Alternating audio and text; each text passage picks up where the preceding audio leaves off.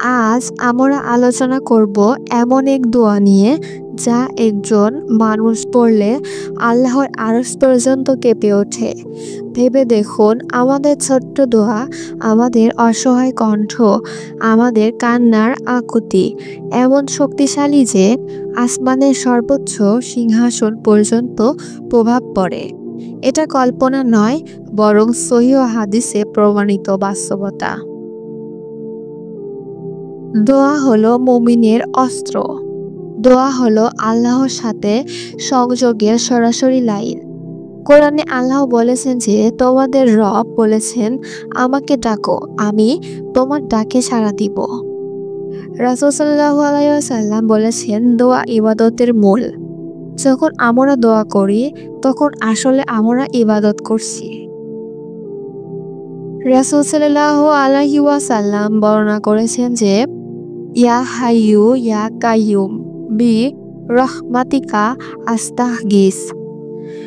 এর অর্থ হলো, হে চিরজীব, হে সর্বপালনকর্তা, আমি তোমার রহমতের সাহায্য চাই।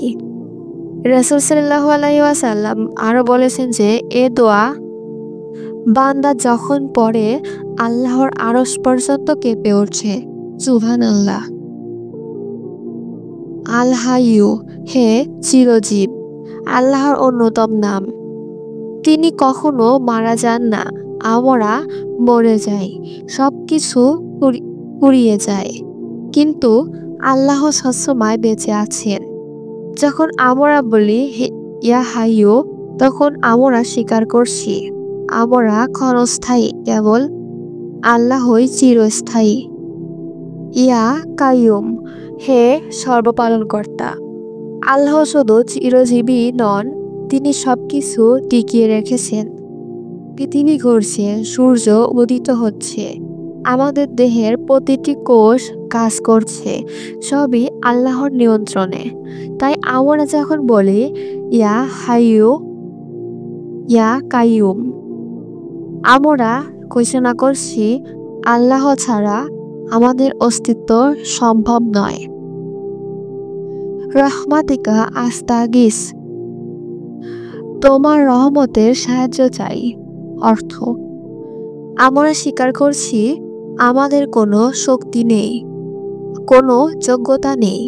যদি আল্লাহর রহমত না হয়, আমাদের জান্নাত দরকার, শুধু রহমতের কারণে পাবো। আমাদের গুনাহ মাফ দরকার, শুধু রহমতের কারণে হবে। আমাদের দুঃখ কষ্ট দূর হবে, শুধু রহমতের কারণেই হবে।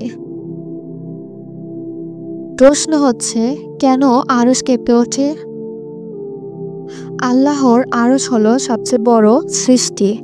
যখন একজন বান্দা পূর্ণ অন্তরের আকুতিতে এই দোয়া পড়ে, তখন তার হৃদয়ের শক্তি এত গভীর হয় যে আল্লাহর আরশ পর্যন্ত প্রভাব পৌঁছে যায়। এ বোঝায় যে আল্লাহর কাছে এই দোয়ার মর্যাদা কত উচ্চ। এক সাহাবী যুদ্ধক্ষেত্রে এই দোয়া পড়েছিল। তিনি একা অসহায় অশ্রু দ্বারা পরিবেষ্টিত ছিলেন, কিন্তু তিনি বারবার বলতে লাগলেন, ইয়া হাইয়ু ইয়া কাইয়ুম বিরহমাতিকা আস্তাগীস। হলো, অতঃপর আল্লাহর সাহায্য নেমে এলো, শত্রুরা পরাজিত হলো। একজন মানুষ অসহায় হয়ে এই দোয়া করলে আল্লাহ তাকে দুঃখ থেকে মুক্ত করেন। আমাদের জীবনেও কত দুঃখ, কষ্ট, সমস্যা, দুশ্চিন্তা, কখনো ঋণে ডুবে আছি, কখনো পরিবারের অশান্তি, কখনো গুনাহের কারণে ভেতরটা অন্ধকার। এমন অবস্থায় যদি আমরা এই দোয়া পড়ি, চোখের পানি ফেলি, তবে আল্লাহর রহমত আমাদের জীবনেও বদলে দিতে পারে। একজন মানুষ যখন অন্ধকার রাতে একা বসে কাঁদে, তার জীবনে কোনো আশার আলো নেই, হঠাৎ সে হাত তুলে কাঁপতে কাঁপতে বলে, ইয়া হাইয়ু ইয়া কাইয়ুম বিরহমাতিকা আস্তাগীস। তার চোখের পানি মাটিতে পড়ে, সেই কান্নার ধ্বনি ওঠে আকাশে, পৌঁছে যায় আল্লাহর আরশ পর্যন্ত। আল্লাহর রহমত তখন নেমে আসে তার জীবনে। এই দোয়া আমাদের তিনটি বিষয় শেখায় যে আল্লাহ ছাড়া কারো ওপর ভরসা নেই, আল্লাহর রহমত ছাড়া মুক্তি নেই, আল্লাহ হলো বান্দার আসল শক্তি। দোয়া হলো মুমিনের প্রাণ, আর এই দোয়া যা আল্লাহর আরশ পর্যন্ত কাঁপিয়ে দেয়। তাই নিয়মিত পড়ুন, হয়তো একদিন আপনার সেই দোয়ার আসমান জমিন কাঁপিয়ে দেবে, আর আল্লাহর রহমত নেমে আসবে আপনার জীবনে। এই দোয়া যদি তাহাজ্জুদে পড়া যায় তাহলে আরো পাওয়ারফুল হয়, যা আল্লাহ কখনো ফিরিয়ে দেবেন না। আল্লাহর কাছে বলুন, হে আমার প্রভু, হে চিরজীব তুমি, সবাই ঘুমালে জাগো শুধু তুমি, অন্ধকার রাতে চোখে জ্বলে নূর, তোমার রহমত মেলে শান্তি ভরপুর। ইয়া হাইয়ু ইয়া কাইয়ুম, ডাকছি তোমায় দুঃখের আধারে, বাঁচাও আমায়।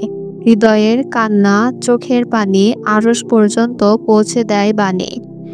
কাঁপে আসমান, কেঁপে ওঠে সিংহাসন, বান্দার আকুতি শোনেন পরম করুণাময় দয়াময় মহান।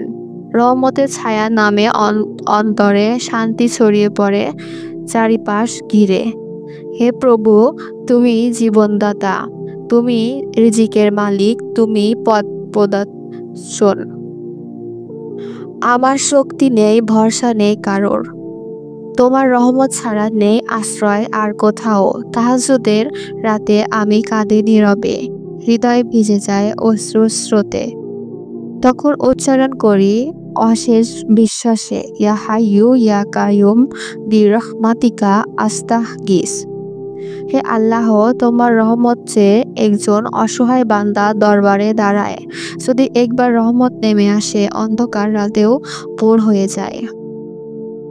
যদি এই ভিডিওটা আপনার হৃদয় ছুঁয়ে যায় তাহলে একটা লাইক করুন, কমেন্ট করুন, শেয়ার করুন। আসসালামু আলাইকুম।